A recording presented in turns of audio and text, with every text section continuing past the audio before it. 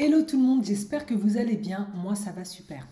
Alors déjà, je tenais à vous souhaiter une belle et heureuse année et j'espère qu'il va se passer de très belles choses pour vous, que ce soit au niveau de la santé, parce que c'est quand même le plus important, de l'amour, des finances, que tous vos projets que vous avez à cœur, ben, j'espère qu'ils vont se réaliser et que vous avez pris de bonnes résolutions cette année et que vous allez vous efforcer de les respecter, d'essayer de les accomplir du mieux qu'on peut. J'ai parfaitement conscience que cette fin d'année n'a pas été évidente pour beaucoup de personnes parce qu'il y avait le coronavirus. Donc certains, selon les pays, étaient confinés, n'ont pas pu fêter Noël pour ceux qui fêtent Noël. Et pour ceux qui ne fêtent pas Noël par, par choix personnel ou par choix religieux, j'espère quand même que cette fin d'année 2020 s'est quand même bien passée pour vous. Alors aujourd'hui, je voulais venir avec un sujet qui me tenait à cœur depuis un moment, mais je ne savais pas trop comment l'aborder. Il s'agit de la polygamie et finalement, l'angle avec laquelle je vais un peu en parler, c'est celui de Regina Daniel et de son mari milliardaire nigérien Ned Woko. Pour ceux qui connaissent Regina Daniels, ben, c'est une star de Nollywood, hein, le cinéma nigérien, que moi j'adore, hein, parce que je suis très cinéphile déjà, très talentueuse. Eh bien, elle a eu l'opportunité pour certains ou la malchance pour d'autres d'épouser un milliardaire nigérien, Ned Woko. Mais ce qui est intéressant avec Ned Woko, c'est qu'il avait déjà plusieurs femmes. Il me semble que Regina Daniels est la septième ou la huitième femme. Alors, Ned Woko, il me semble, est un musulman. Alors, la polygamie ne fait absolument pas partie d'un précepte islamique, hein. C'était déjà là bien avant l'islam, hein. On trouve ça dans différents peuples, il n'y a pas qu'en Afrique. Et du coup, bah, lui, au lieu de quatre femmes, ce qui est autorisé dans l'islam, bah, il s'est octroyé un petit peu plus de possibilités. Et si vous suivez un peu sur les réseaux sociaux, hein, c'est un peu intriguant et c'est assez amusant. Pourquoi? Parce que ce qui est surprenant un peu dans la polygamie, en tant qu'Africaine, c'est quand même un sujet que je connais très bien, c'est que on se demande mais qu'est-ce qui peut pousser des femmes à se mettre avec un homme qui a d'autres femmes où l'on sait qu'on ne sera jamais la seule l'élu de son cœur, qu'on ne sera jamais la seule qui va aimer. Et est-ce que c'est possible qu'un homme aime plusieurs femmes? Eh bien, certaines femmes, hein, parce que j'en ai questionné plusieurs au cours de ma vie, certaines le font parce que c'est comme ça depuis toujours et elles considèrent que ben, c'est normal. D'autres le font parce que selon des explications que j'avais eues, lorsqu'une femme est seule dans un couple, elle fait ce qu'elle veut. Et puis, si on met un peu plus de concurrence, ça l'empêche d'être égoïste et de faire beaucoup plus d'efforts. Certaines apprécient cette concurrence, cette compétition. D'autres le font parce qu'on sait qu'elles sont contraintes et forcées, hein, par leur famille, moyennant argent, tradition. Et d'autres le font parce qu'elles sont dans la précarité. Et du coup, ça leur permet... c'est aussi un système un peu social.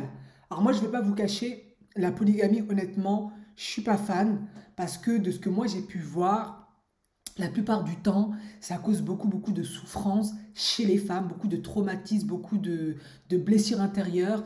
Ça, au niveau de l'estime de soi, pas toujours, hein. Après, certaines le cachent peut-être très bien ou sont très contentes, mais ça a de très graves répercussions sur l'estime de soi. Elles passent leur temps, pas toutes, mais dans les cas que moi j'ai vus, à essayer de attirer l'attention, l'amour de l'homme. Elles sont constamment en attente.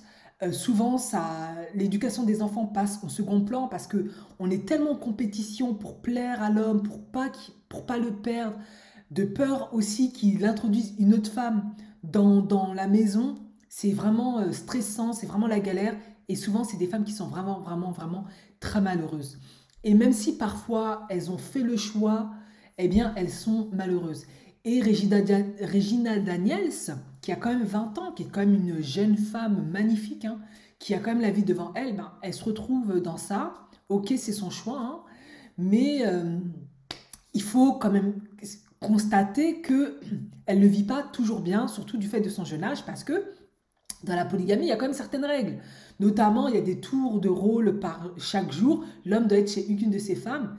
Et c'est vrai qu'on est quand même en droit de se demander comment Ned Woko il fait pour honorer toutes ces femmes, vu qu'il en a une qu'en Angleterre, il en a un peu partout, on va dire ça comme ça, Zimbabwe. Il n'a pas encore recouvert l'Afrique de l'Ouest. Enfin, l'Afrique du Nord, si, parce qu'elle est une Marocaine. Donc du coup, c'est vrai que on se demande un peu comment il fait pour honorer tout ça. Maintenant, Regina Daniels, elle est très sur les réseaux sociaux, elle est très attachée à lui, en tout cas dans le sens où elle aime montrer que c'est mon mari, et souvent elle a le don d'énerver les autres femmes. Très peu de femmes réagissent, hein, elles sont très très discrètes, hein, mais il y en a une, notamment la marocaine, elle en a jusque-là, parce que je pense que l'égoïsme de Regina Daniels fait que, or dans les règles de la polygamie, en principe, il ne faut pas être égoïste. Il faut respecter chacune sa place, respecter les tours de garde et faire front pour combler l'homme en question. Or, Regina Daniels a beaucoup de mal à faire ça et ça ne doit vraiment pas être facile pour elle. Et c'est vrai que ce qu'on peut voir souvent dans la polygamie, que j'ai toujours trouvé un peu amusant, c'est qu'au début, les femmes, elles se livrent une compétition féroce, une jalousie féroce, ça va dans la sorcellerie, ça fait du maraboutage, c'est la cata. Et puis vers l'âge, en vieillissant, une fois que les enfants sont grands, les résultats étant, probablement quand elles ont compris que le mari, il va toujours aller dehors ou toujours ramener une autre, ou il est trop vieux, il a peut-être plus d'argent, ou je ne sais pas quoi, elles sont peut-être trop vieilles elles aussi, ben souvent elles deviennent comme des sœurs. J'ai déjà vu ça. J'ai trouvé ça très très très étonnant. Mais toute cette rivalité, cette jalousie laisse place à de la sagesse visiblement, à une certaine maturité. Et du coup, elles deviennent comme des amies, comme des sœurs.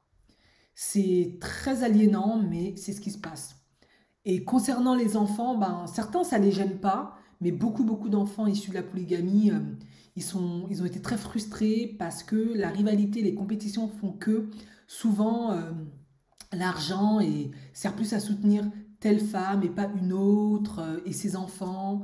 D'autres, ceux surtout qui n'ont pas leur maman, sont très souvent lésés, pénalisés.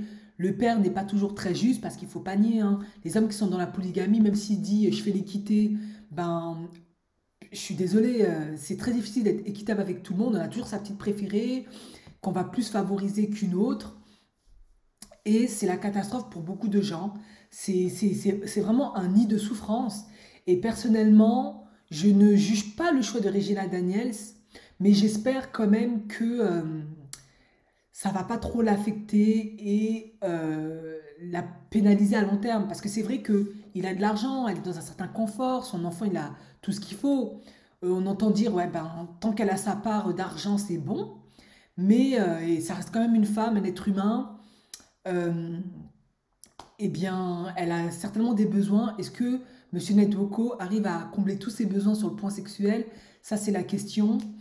D'autant plus que ces hommes-là, ils sont pas bêtes, hein. Ils vont souvent au village faire des rituels lors des mariages, ou je ne sais pas quoi, pour pas que tu le trompes. Si tu te trompes, il va t'arriver ceci ou cela, je ne sais pas quoi. Et ça commence à devenir très très compliqué. D'autant plus que, comme si vous l'avez vu, il a introduit maintenant une Zimbabwéenne. Je ne sais pas s'il l'a épousée, hein, mais en tout cas, il se travaille pas mal avec elle. C'est une femme d'âge mûr, hein, une très belle femme. Je la trouve vraiment magnifique et sublime. Mais ça, c'est terrible. Et en plus, il a fait ça, ça fait même pas 2 ans, je crois, qu'il a épousé Regina, même pas un an. C'est juste. Honnêtement, j'ai beaucoup de respect pour ces femmes, hein. Je sais vraiment pas comment elles font. Mais moi, pour avoir vu des femmes dans ça, avoir parlé avec elles, c'est la galère. Et c'est tellement la galère, tant et si bien que certaines finalement décident de divorcer et de rester seules avec leurs enfants de leur côté parce que c'est trop prise de tête, quoi. Toute cette rivalité, cette jalousie, ce stress, cette injustice, tu dois toujours amadouer, comploter. Et puis, si tu as une mauvaise rivalité, tu vas aller chez les marabouts pour essayer de faire en sorte que tu as l'avantage, tes enfants ont l'avantage. C'est finalement, moi, de ce que j'ai vu, à la fin, c'était des femmes plutôt malheureuses, frustrées de leur vie, avec un sentiment d'avoir échoué. Et en plus, qui souvent transmettent toute cette souffrance, cette frustration, ce mal-être à leurs enfants, surtout leurs filles. Et c'est la cata, quoi. Oui, on a souvent entendu des histoires terribles par rapport à ça, des femmes qui ont mis l'enfant de leur coépouse dans la machine à laver, qui les ont jetés par la fenêtre, qui les ont brûlés, tapés, je ne sais pas quoi, par jalousie, parce que elles veulent l'amour et les faveurs de l'homme exclusivement. Et finalement, c'est vrai, quoi. Quand on rentre dans la polygamie, il faut vraiment être super accroché.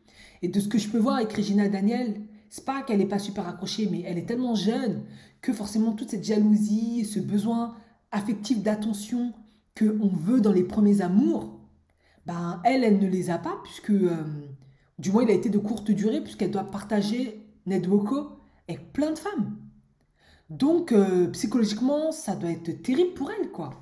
Contrairement aux autres femmes qui sont peut-être plus mûres et plus âgées et qui ont plus la capacité de se dire, ben voilà, même si ça m'arrange pas, c'est un homme, je sais comment il est, je me concentre sur mes enfants. Quand il vient me voir, je me contente du moment qu'on partage ensemble.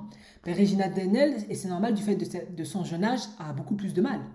Parce qu'on sait tous nos amours, pour ceux qui sont jeunes et ceux qui ont eu 20 ans, hein, ça dépend l'âge à laquelle vous écoutez ma vidéo, ben on aime lover, que l'homme il soit là pour nous, le garçon soit là pour nous, et on est dans une petite bulle, et dès qu'une fille attire son attention ou passe, on est tout de suite jalouse, on veut vivre notre love story.